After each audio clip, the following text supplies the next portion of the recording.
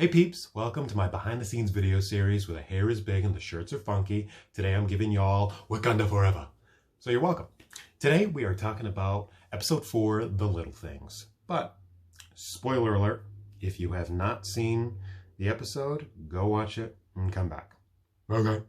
Now, we're moving on. This is our Shallow Hal episode, so we'll spin off on that. And we shot it in a day, like one really long day. And we shot it practically in order, which if you know anything like about filmmaking, that's not usually practical. Kind of have to bounce all over the place. But this one, it just worked out where we did everything in the house first, kind of like, you know, afternoon into like late evening, and then shot the restaurant stuff later, which we'll get into. But yeah, it was fun to actually go in order. It helps performance-wise, I think, to do that. So we were lucky in that sense. And I think it shows maybe a little bit in that episode for the better. As an actor, I loved hamming it up for this outfit montage that Pete and Paulie are doing. And it was pretty much just like, let's take every silly, you know, costume piece that I can, you know, whip out from my closet and just do something silly with it. And we improvised that entire thing, like all the dialogue back and forth. It was just like, let's just see what happens. So, and it turned out to be super funny. So I love when improv works. I also had to throw in a little bit of my own culture in there, my Cape Verdean culture. One of the things being this map that's behind me right now of Cape Verde. I took that and put it into Pete's bedroom. I also have the necklace that I wore in that episode. I'm going to slow it down for you, but it's called a Canta de Hojo. Super slowed down. And, you know, obviously sounds a lot better in the natural tongue. But it is a cultural necklace that it comes in all kinds of different variations. You could have it a necklace, bracelet, anklet, what have you. And specifically that little black ball with the white dots is supposed to protect you from evil spirits.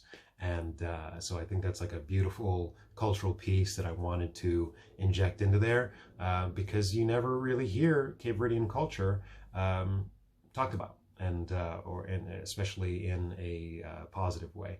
The only Cape Verdean culture, or only references to Cape Verde I ever really heard most recently was a Kevin Hart movie where the bad guy was going to escape to Cape Verde because they don't have extradition laws or whatever.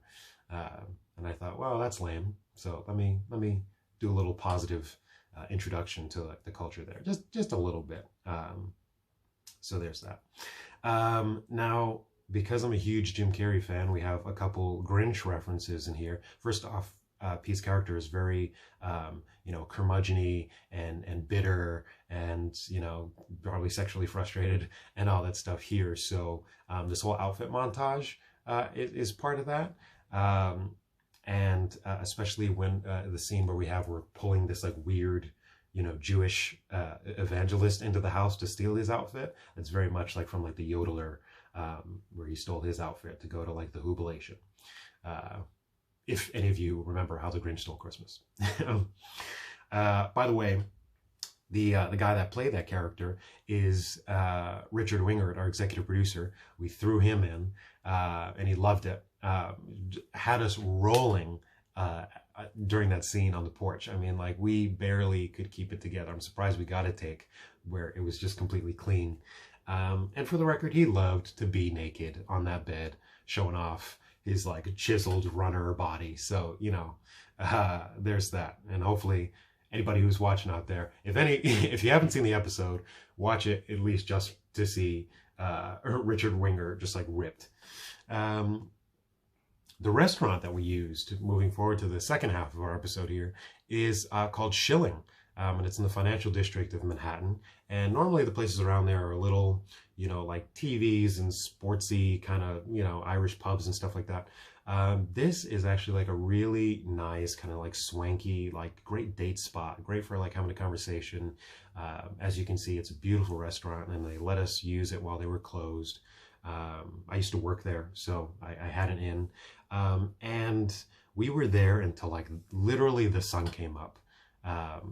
Closing it all down, cleaning, packing everything up. So it was a really, really difficult shoot because it went long, right? Normally you'd break that up into 2 or 3 days, that whole episode, but you know, when in indie filmmaking, you got to do what you got to do. So we were tired after that one. But thank you to Shilling for letting us use it, because it adds to the production value. It's a beautiful restaurant. Shout out to Bisrat, who plays Heather in this episode, Pete's date.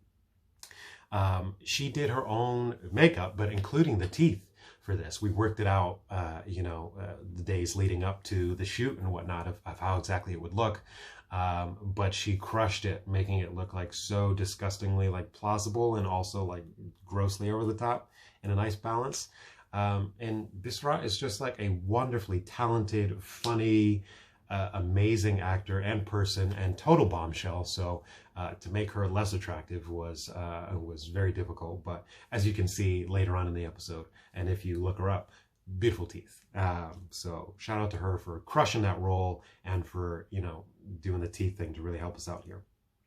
Now Stephanie, who plays Paulie, came up with that outfit. She just like, you know, picked it out to be like incognito, and it's just like a funny little thing that we don't necessarily like point out, but like as you can see, like the trench coat, the glasses, the hat, like she's obviously wearing, you know, some sort of like shorter dress or like whatever, so the trench mate and sneakers. It's just like a very bizarre look, and I think it's that much more funny because you definitely don't see her coming.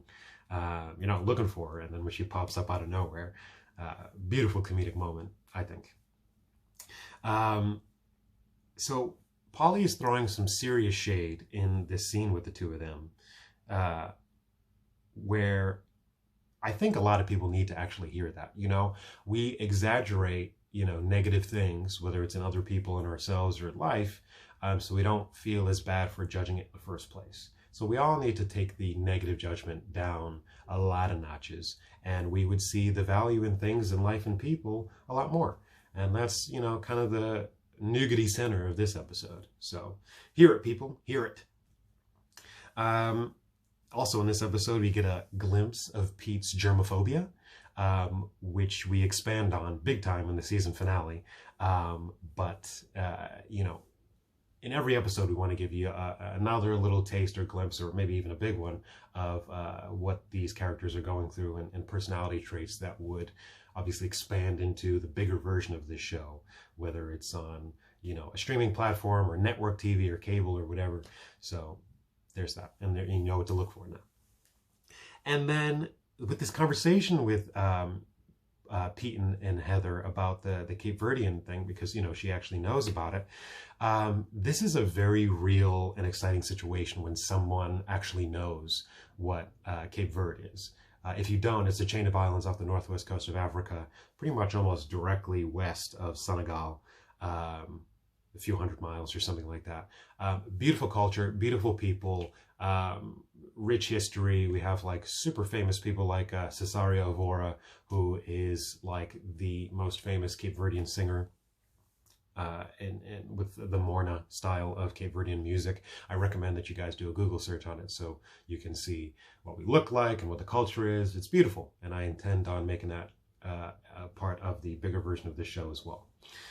And finally, my last favorite kind of behind the scenes moment on this one, when Heather slaps Pete. You know, obviously we did that practically, where, you know, she didn't have to like hit me, but for the sake of like a really good take, just to see if it would make a difference, because you hear about that all the time and other behind the scenes things in movies and TV. Sometimes it just doesn't work the fake way, and you need one good take of just trying it. So I asked Bisrat if she was comfortable to actually slap me on the last take, I think maybe.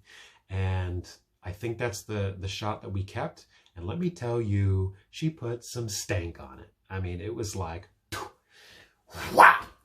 And, you know, you could feel the whole, you know, room kind of be like, whoa. And like my face was like pulsing and like hot. And I asked her to do it. So it was all, everything was consensual with it. And, you know, it was all fine. But I'm pretty sure that's like the shot that we kept, and my reaction was like still very much, you know, when we come into that reaction shot, was very much like, oh man, oh yikes, like it actually hurt. So thank you, Bisrat, for helping to add to that moment once again. MVP of this shoot, I suppose.